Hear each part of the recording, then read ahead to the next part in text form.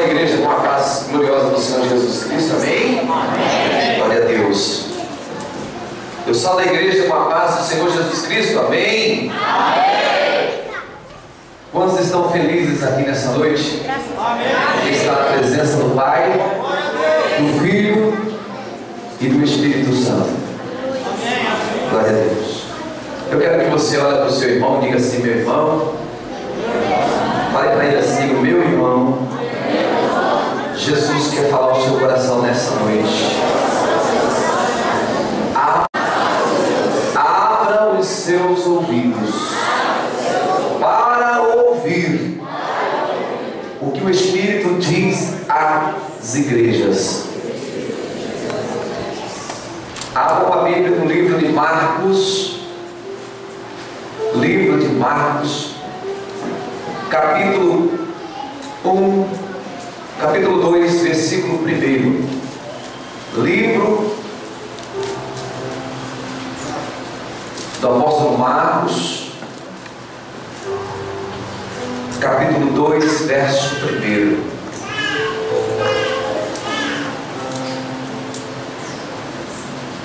Essa palavra eu já, algum tempo atrás eu trouxe ela, mas senti hoje pelo Espírito que estava falando de novo, trazendo essa palavra no coração da igreja, já que alguns, uma boa parte não estava aqui quando eu ministrei essa palavra. São as quatro colunas que levam o homem a alcançar o milagre.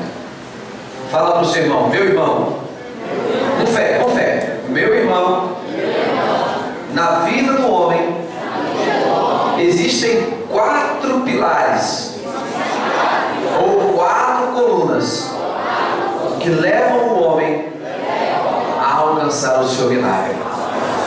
Fala assim: você precisa de um milagre hoje? Só os que precisam de um milagre, dê um minuto de glória misturado com aleluia para Jesus. Só os que precisam nessa noite do impossível. Louve a esse Deus que é digno de honra, poder e adoração.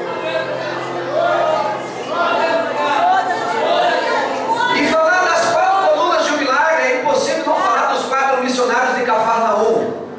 Mas pastor, missionário de Cafarnaum, verdade, os 4 missionários de Cafarnaum. Esses homens já estavam fazendo missões antes dos discípulos do Senhor. Vamos ler a palavra do Senhor. Dias depois, entrou Jesus de novo em Cafarnaum, e logo correu que ele estava em casa. Muitos afluíram para ali, tantos que nem mesmo junto à porta eles achavam lugar, e anunciava-lhes a palavra. Jesus, né? Alguns foram ter com ele, conduzindo um paralítico, levado por 4 homens, e não podendo aproximar-se dele por causa da multidão, descobriram o eirado ou telhado, se você preferir, no ponto correspondente ao em que ele estava, e fazendo uma abertura, baixaram o leito em que jazia o doente. E vendo-lhes a fé, Jesus disse ao paralítico: filho, os teus pecados estão perdoados. Mas alguns dos escribas estavam assentados ali e arrazoavam em seu coração: por que fala deste modo? Isso é blasfêmia. Quem pode perdoar pecados, senão um, que é Deus? E Jesus, percebendo logo por seu espírito que eles assim arrazoavam, disse-lhes: por que arrazoais sobre estas coisas em vosso coração? Qual é mais fácil? Dizer ao paralítico: estão perdoados os teus pecados? Ou dizer: levanta, toma o teu leito e anda? Ora, para que saibais que o Filho do Homem tem sobre a terra autoridade para perdoar pecados, disse ao paralítico: eu te mando, levanta levanta-te, toma o teu leito e vai para a tua casa. E então ele se levantou e no mesmo instante tomou o leito, retirou-se à vista de todos, a ponto de admirarem todos e darem glória a Deus, dizendo: jamais vimos coisa assim. Pode fechar a sua Bíblia e coloque na cadeira. Fale para o seu irmão assim: o que você nunca viu, mas tem que ser com fé no seu coração. Pegue na mão do seu irmão, vamos fazer uma dinâmica. Aperte a mão do seu irmão até ele dizer o que você não viu até aqui. Esteja pronto para começar a ver. O que você não contemplou,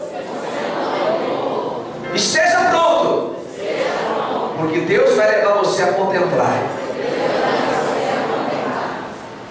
Um minuto de oração. Querido Jesus, teu servo já orou, e não quero, Deus, aqui desmerecer a oração do teu ungido, mas te peço, Senhor, pela tua misericórdia, que o Senhor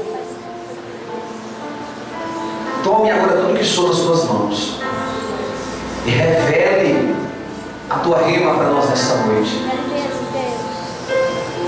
Traga, Senhor, para o nosso entendimento natural aquilo que é espiritual, para que o teu povo possa entender a tua perfeita e graciosa vontade, Senhor. Senhor Jesus, tu tens liberdade pelo teu Espírito Santo para curar, para libertar, para transformar, para edificar, para alegrar, para quebrantar, para tocar em cada vida aqui nessa noite. E tu tens total liberdade para bloquear, repreender, amarrar, lançar fora, despedaçar e quebrar todo jugo diabólico que possa estar pesando sobre esta vida nesta noite, Senhor. Tu tens total liberdade, Senhor, para lançar fora tristeza, amargura, falta de perdão, rancor, ira, discórdia, dissimulação, contenda, confusão, emulação, facção, tudo que não provém de ti, Senhor. Tu tens total liberdade nesta noite, pelo sangue de Jesus Cristo, para quebrar essa fora, Pai.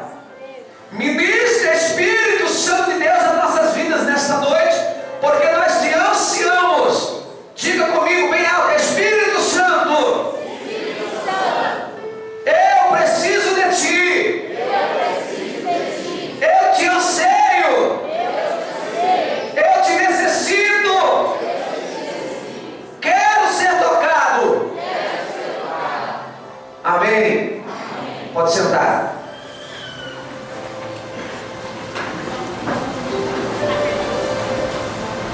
Preste atenção nesta palavra, por favor. Não converse mais. Ande o mínimo possível que você puder dentro da igreja agora. A palavra do Senhor diz que Jesus, ele entrou em Cafarnaum e estava numa casa. E nós sabemos que era impossível para Jesus Cristo passar desapercebido por tudo aquilo que ele fazia pelo Espírito Santo de Deus. Era impossível para Jesus andar como eu e você, sem ser percebido, anonimamente, porque onde Jesus ia, os sinais iam juntos. Aonde Jesus chegava, se havia morte, ela dava lugar para a vida. Se havia tristeza, dava lugar para a alegria.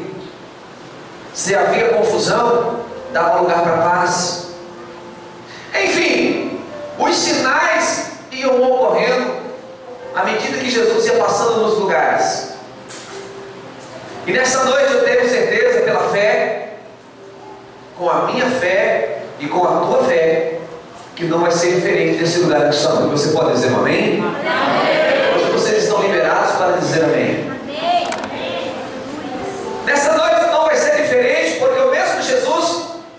estava em Cafarnaum, Ele está aqui nesta noite, porque Ele já falou ao nosso coração, através dos hinos, através dos testemunhos e através das oportunidades que cada um tiver. Eu não sei o que tu precisa nesta noite, o que tu veio buscar nesta noite, mas uma coisa eu quero te garantir: se você entrou neste lugar com fé no seu coração, se você entrou nesta noite com um objetivo, se você entrou aqui nesta noite não para mais um culto, vou para mais um culto, mas se você entrou aqui nesta noite com um propósito e com um foco, se prepare, porque você pode nesta noite ser surpreendido pelo Senhor teu Deus. E ainda desse dia para amanhã você recebeu um grande milagre, uma grande bênção de Deus na sua vida. Jesus estava ali naquela casa e uma multidão grandiosa afluiu para aquele lugar. Foi ter com Jesus muitos doentes, muitos necessitados, muitos atormentados de alma, alguns simplesmente como curiosos, outros simplesmente porque estava passando e viu o tropel da multidão e se achegou até aquele lugar. Mas a Bíblia nos relata aqui nessa passagem especificamente que de repente chegou naquele lugar 4 pessoas, 4 homens, que eu poderia chamar os 4 missionários de Cafarnaum. Falaram-se aqui já de missões aqui locais, já falaram-se das almas, do amor, do desprendimento, de ir, de fazer o que muitas vezes alguns não querem fazer.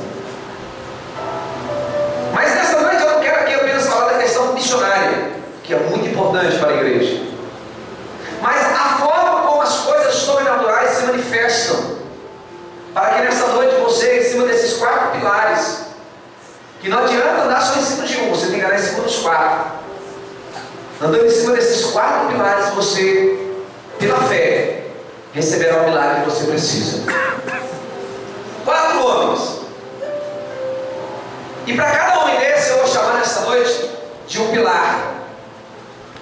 Um homem era um necessitado. Talvez você nessa noite tenha uma necessidade. Quem tem necessidades aqui nessa noite? Levante a mão. Quem tem uma necessidade aqui nesta noite? Levante a sua mão. Quando a gente perguntar para você dar uma resposta de fé, dê. Porque a omissão impede o agir e trabalhar de Deus, o agir e o operar de Deus na sua vida. A Bíblia diz que não tem outra forma de você agradar a Deus senão com a sua fé. Sem fé, ninguém consegue agradar a Deus. Fala para o seu irmão, tenha fé.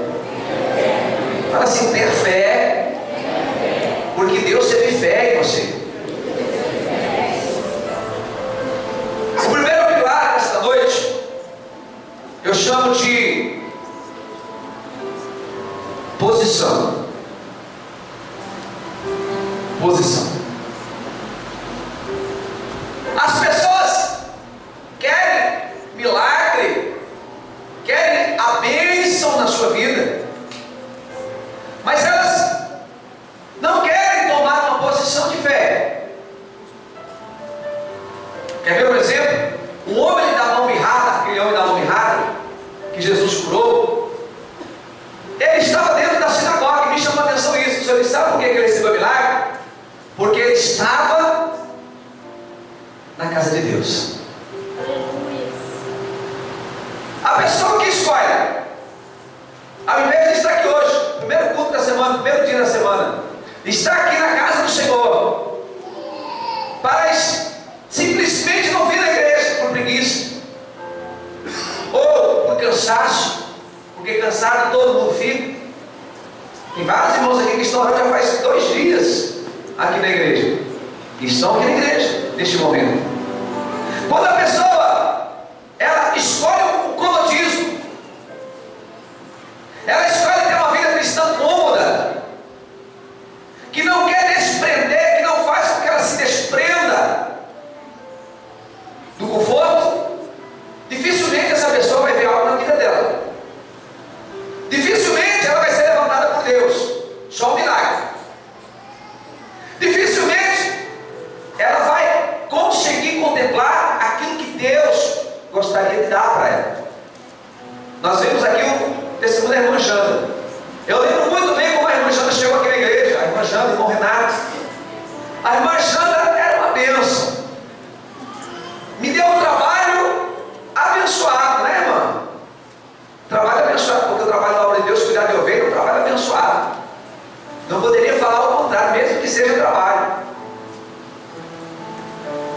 Ela é uma pessoa, vou usar o exemplo dela, hoje você vai ser o meu modelo. Era uma pessoa de poucos risos. Era uma pessoa que não queria muita conversa. E era meio aquele crente bagre e saboado. Você tentava segurar ela, ela escorregando. Cíntia era outro bagre e saboado que vivia escorregando. Mas quando a pessoa cai em si e toma posição, quando a pessoa ela vê que não tem outra forma de Deus agir na vida dela, e quando ela toma posição cristã, não significa dizer que vai ser mamão com açúcar logo nos primeiros dias, nos primeiros meses. Ela acabou de falar que ela chegou aqui, ela vai fazer 2 anos e meio, né? Que ela estava passando luta. Eu acompanhei de perto, e a pastora Karine, de perto a história dos dois. Não é fácil. O aniversário até se levantou para tentar tirar da igreja, mas ela permaneceu. Fala para o seu irmão, permaneça. Assim, permaneça, crente.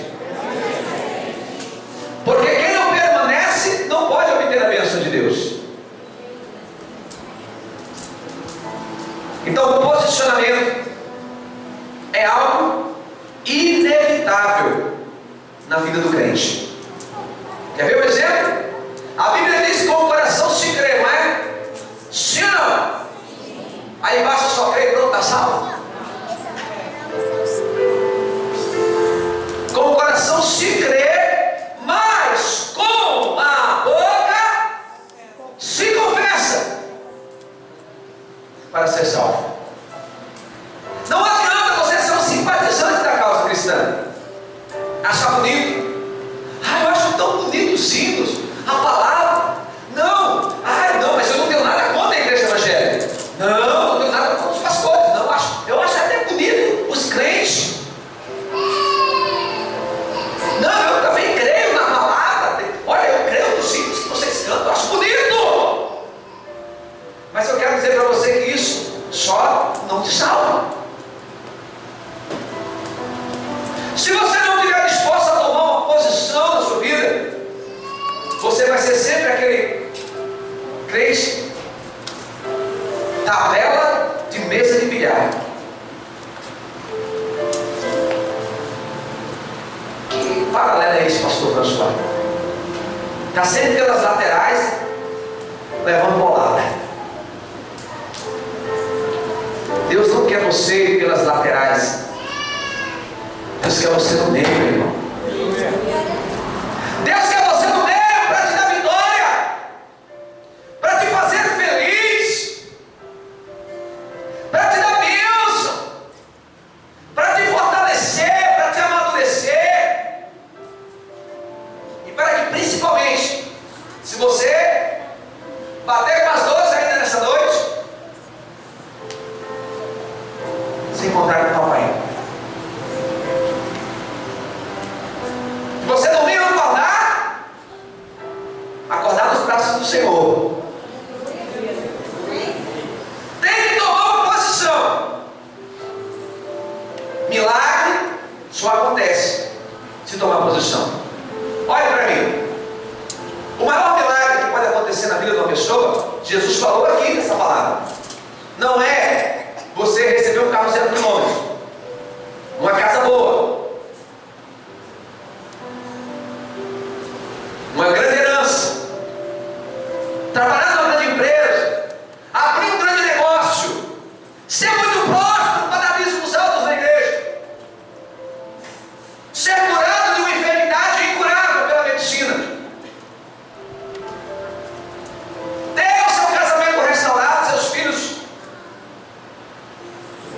do seu lado. O maior milagre é aquele que se dá dentro do seu coração. Esse é o maior milagre que pode acontecer na vida de um homem e de uma mulher. E ele só se dá quando há um posicionamento teu e meu. A primeira vez que eu entrei na igreja evangélica, eu achei tudo uma loucura. Para mim aquilo era um monte de ET. E era mesmo. Nós somos tudo um monte de ET, extraterrestre. Nós estamos aqui de passagem. Somos peregrinos em terra estranha. Essa terra aqui é passageira. Mas, quando o Senhor tocou no meu coração, na minha vida, eu senti que, mas eu não gostava, mas eu comecei a gostar naquele momento. Quando Deus nos toca, eu senti que eu precisava não só gostar, mas eu precisava fazer parte daquilo. Fala para o seu irmão: ei, irmão, tu tem feito parte de quê? Tu faz parte de quê? Eu senti que eu precisava ser parte de tudo aquilo. Então eu resolvi tomar uma posição. Dei a carta de divórcio para Allan Kardec e os campos tudo que ele trazia. Allan Kardec nunca mais na minha vida.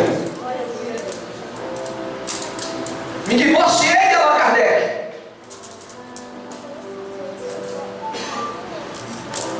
E casei com Jesus. Foi a melhor coisa, o maior investimento que eu fiz na minha vida.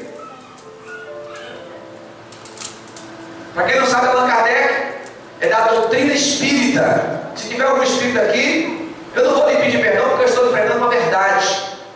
Allan Kardec não salva ninguém, muito menos o cão que está atrás dele, dizendo que é espírito de luz. Quem salva é Jesus Cristo, o carpinteiro de Nazaré.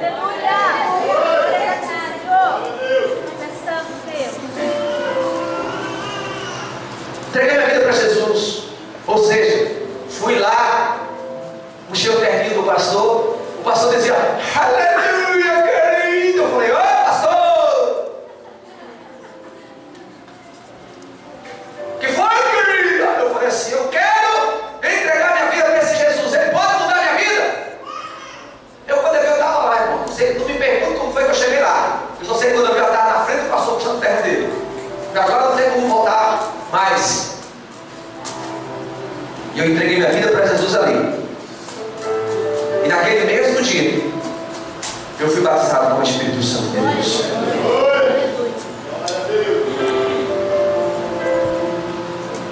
Fala para o seu irmão: ei, irmão, posicionamento. Posicionamento.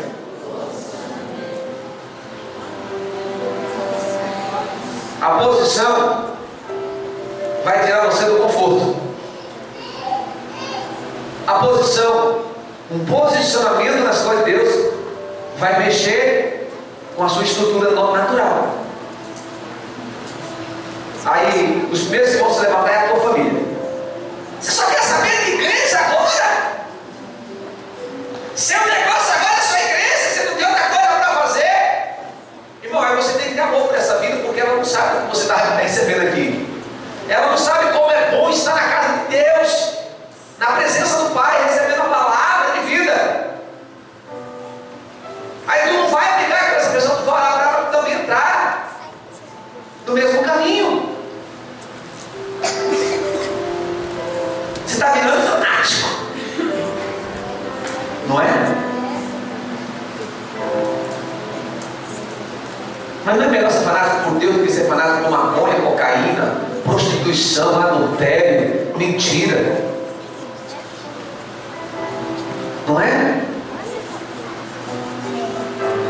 Eu não entendo esse mundo. Quando o cara está fazendo tudo errado, aí a pessoa: ai meu Deus, ajuda meu filho. Aí quando Deus converte o cabra se converte para a igreja. Aí o pai e a mãe começam a dizer: ai, agora virou um crente chato. Eu não entendo. Olha, eu vou falar para você, viu? O amor de Deus é grandioso demais. Eles pedem para eu resolver a situação, quando eu resolvo, acha ruim. Mas o salmista diz: melhor é 1 minuto na presença de Deus do que uma vida inteira longe dos atos do Senhor. Posicionamento.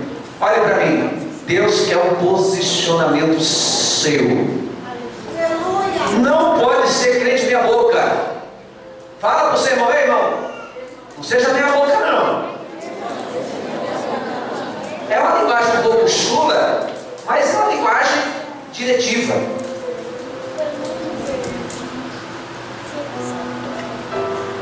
Eu vou explicar o que é uma coisa meia boca. Tem um reboco ali para fazer ali, lá no fundo, ó. Vamos fazer essa semana em nome de Jesus. Aí está fazendo a massa, fazendo o cimento, o cara, em vez de colocar o cal na medida certa, o cara precisa pôr cal, um pouquinho só. Aí faz aquela massa fraca. Aí quando começa a mandar a massa, tem pedreiro disso, ele vai medindo e você fala isso.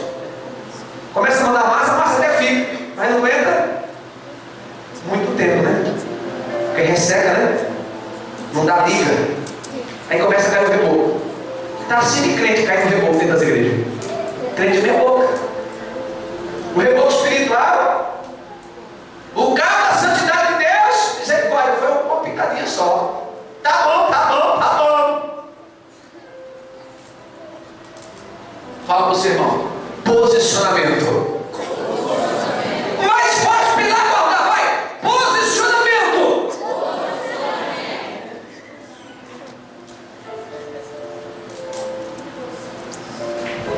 Você pode dizer assim: mas o pastor está falando de sombra, meu irmão. Você está aqui? Não tem como estar. Eu vou falar para quem?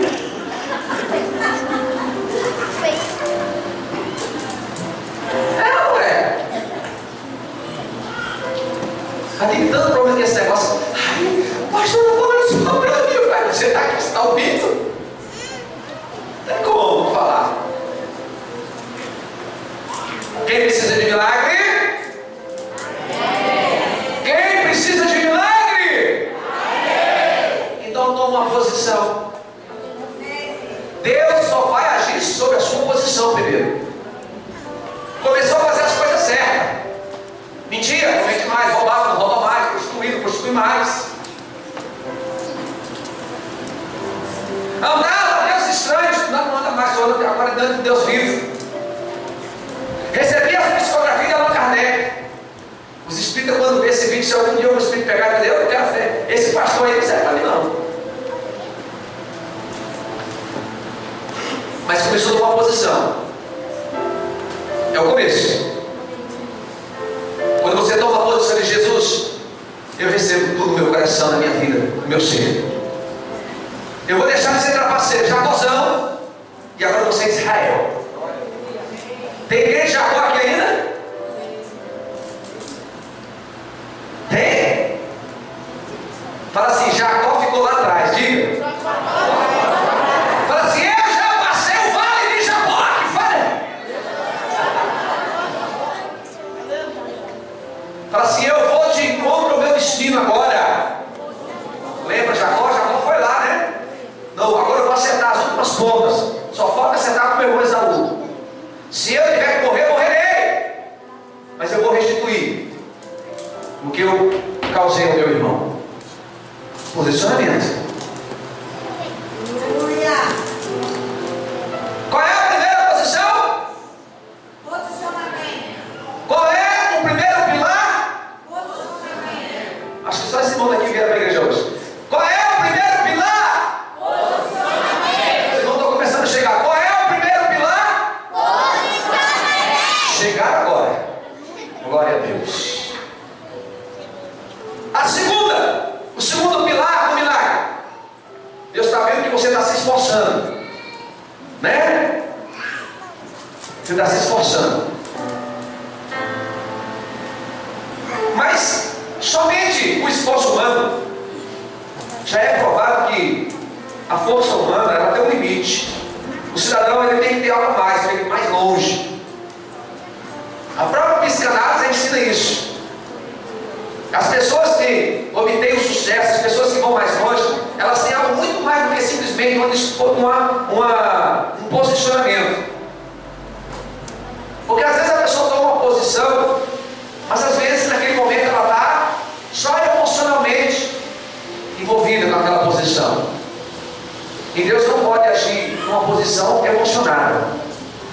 Deus age no segundo pilar, que é a disposição. Posição é uma coisa, é o primeiro passo que eu dou. Depois que eu dou esse primeiro passo, eu tenho que ter uma disposição para fazer as coisas para Deus, na obra de Deus e na minha vida. Uma pessoa indisposta, presta atenção, ó, vamos orar hoje, irmão. Hoje nós temos uma vigília de poder na igreja, nós vamos orar até 6 horas da manhã. Mas tem 6 horas? É, irmão. Ai, irmão, mas precisa orar tanto assim?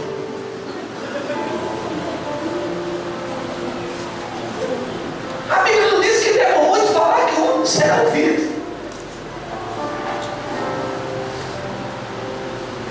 Irmão, nós vamos lá no assentamento. Ai, mas tem tanta poeira para chegar lá. Eu até quero ir lá, eu gosto, mas tem tanta poeira. Falta de disposição.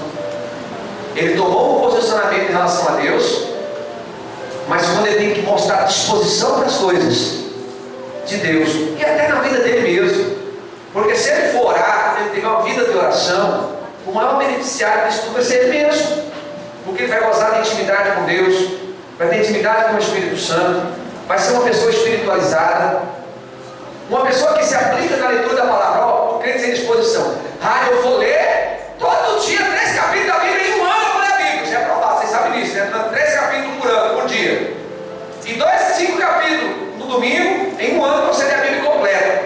Aí o primeiro dia ele, também foi tão bom. Aí ele começou nas Gênesis, aí ele viu toda aquela coisa da criação, todo animado. Aí quando ele entra na genealogia de Israel, misericórdia, aí começa aqueles nomes complicados, aí ele já começa a ler, já começa a dar sono. Ai, tem muito enrolado nesse negócio. Ele já começa, esse aqui eu leio depois, ele já pula, e aí ele só vai ler aqueles livros que interessam para ele. Falta de disposição. Uma pessoa que não tem disposição, ela atrasa a vida dela e a vida dos outros. Fala para o seu irmão: ei, irmão! Ei, irmão! Tu não me atrasa não, crente?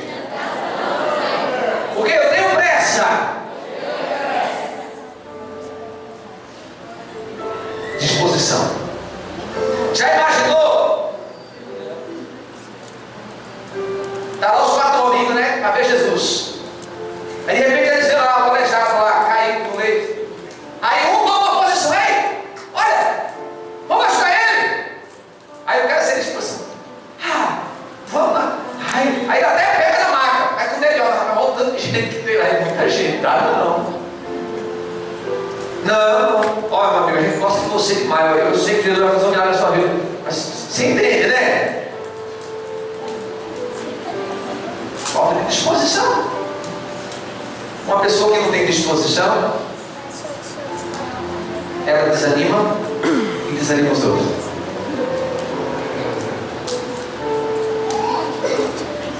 Fala para você, meu irmão: disposição.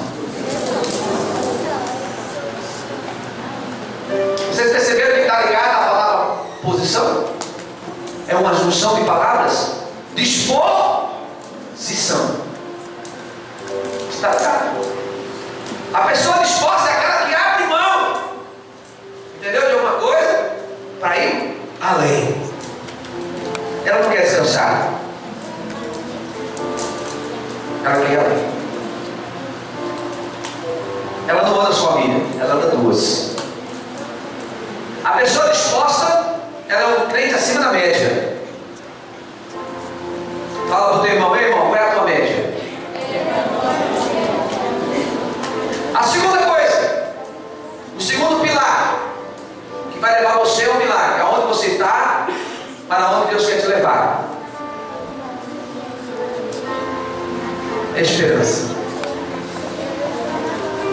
Olha para mim. Olha para mim. Esperança. Foi falado aqui já várias vezes hoje. Esperei com paciência no Senhor. Falando de confiança, esperança. Esperar. Esperança. Talvez na hora que eles pegaram a disposição, a posição e a esperança, quando eles pegaram a maca para colocar no lombo, quantos não devem ter dito, rapaz, para onde você funciona? Ah, na várias vezes deve, rapaz, é louco, olha lá como é que está ali. Ah, rapaz, vocês são doidos. Então ele arruma esse homem, esse homem vai cair, vai meter a cabeça na parede, vai ter um traumatismo craniano. Mas a esperança olhou e disse assim: nós cremos e nós vamos chegar até o fim e vamos colocar ele diante de Jesus. Para você colocar uma coisa diante de Jesus, meu irmão, você tem que ter esperança. Uma pessoa sem esperança, Deus nem ouve a oração dela.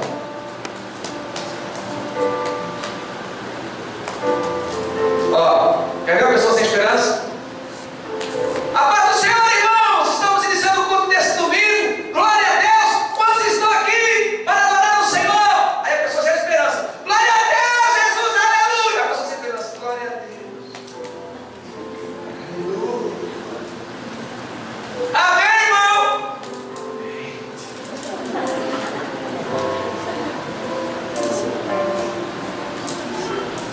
Irmão, você crê que Deus vai fazer um milagre nessa vida? Eu creio. Eu acho. Acha. Você crê, pastor Alberto, que Deus vai mover as águas do Espírito da vida? Talvez.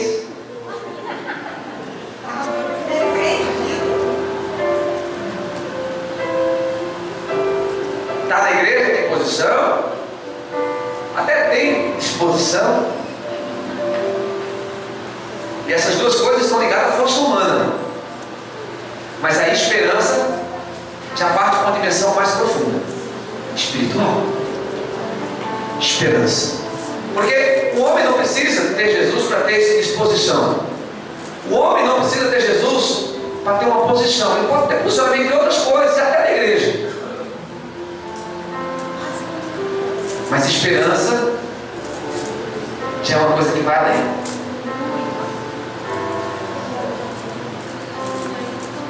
Existe um ditado popular, eu discordo dele, diz assim, que a esperança é a última que morre, é a primeira que nasce. E eu discordo. Esperança nunca morre. O cara já diz, ela está sempre esperando. Ei, bicho, olha para minha garrafa. Ganhei, viu? Presente. Quanto tempo você tem esperado? Quanto tempo você tem esperado? Quanto tempo você tem esperado? Quanto tempo você tem esperado? Pergunta para você, não é? Quanto tempo você tem esperado? Se necessário for, espere um pouquinho mais. Diga assim, Jesus. Mais fé. Jesus. Mais esperança. Jesus. Se necessário for, eu espero um pouco mais. Porque eu sei que o meu Redentor vive. E que no final, Ele marchará sobre a terra para me conduzir à vitória. Se tu crê nesse Deus, dá uma ligação de palma e um glória que faz para Ele. Ele vai te levar onde você precisa chegar, meu irmão.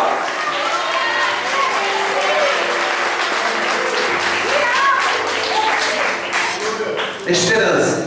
O salmista diz: esperei com paciência. Crentes impacientes não recebem nada de Deus. Ah, eu até gosto de esperar, mas eu não tenho paciência, Jesus. Não vai. Crentes sem paciência não vai.